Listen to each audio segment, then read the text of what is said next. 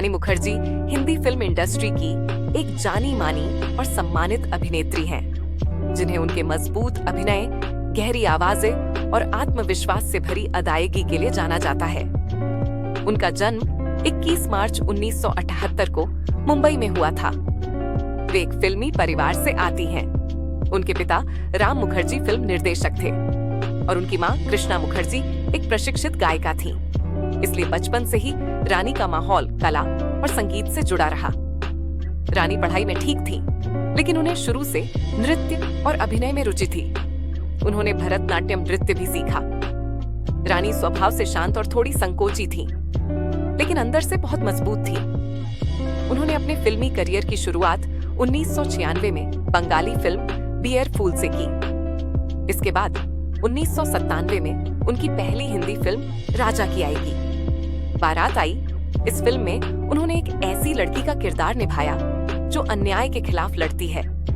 ये किरदार काफी गंभीर था और इससे लोगों को पहली बार उनके अभिनय की ताकत देखने को मिली। हालांकि शुरुआत में उन्हें ज्यादा सफलता नहीं मिली और कुछ फिल्में फ्लॉप भी हुईं, लेकिन रानी ने हार नहीं मानी। 1998 में आई फिल्म कुछ कुछ होता है उनके करियर का टर्निंग पॉइंट साबित हुई।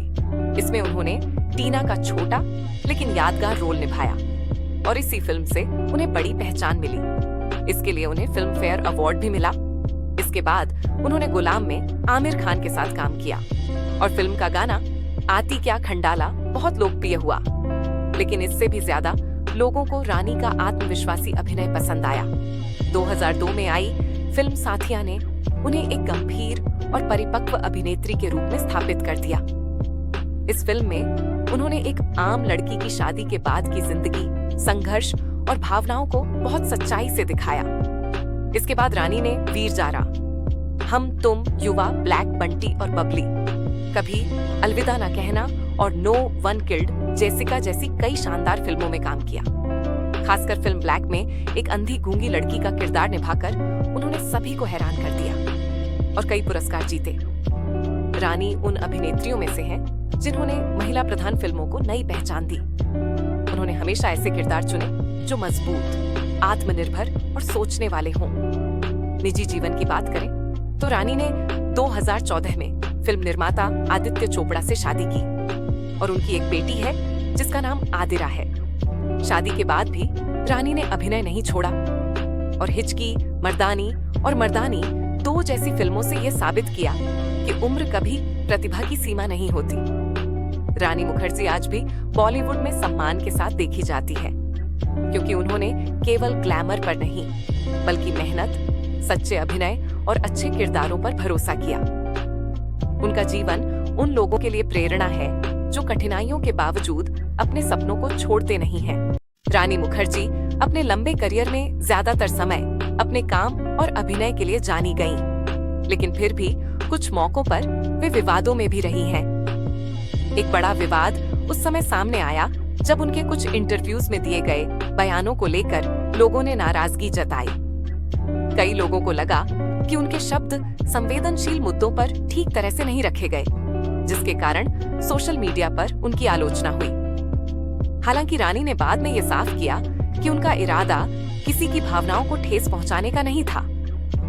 एक और विवाद तब हुआ जब वे फिल्मों में महिला सशक्तिकरण पर बात करते हुए कुछ ऐसे उदाहरण दे बैठी जिन्हें लोगों ने सही नहीं माना। खास तौर पर फिल्म हिचकी के प्रमोशन के दौरान और कुछ सार्वजनिक कार्यक्रमों में दिए गए उनके बयानों पर बहस छिड़ गई। कई लोगों ने कहा कि एक जिम्मेदार कलाकार होने के नाते शब्दों का चुनाव सोच समझकर करना चाहिए। इन बातों को लेकर मीडिया और सोशल प्लेटफॉर्म पर काफी चर्चा हुई। हालांकि रानी ने खुद को कभी विवादों में उलझाने की कोशिश नहीं की।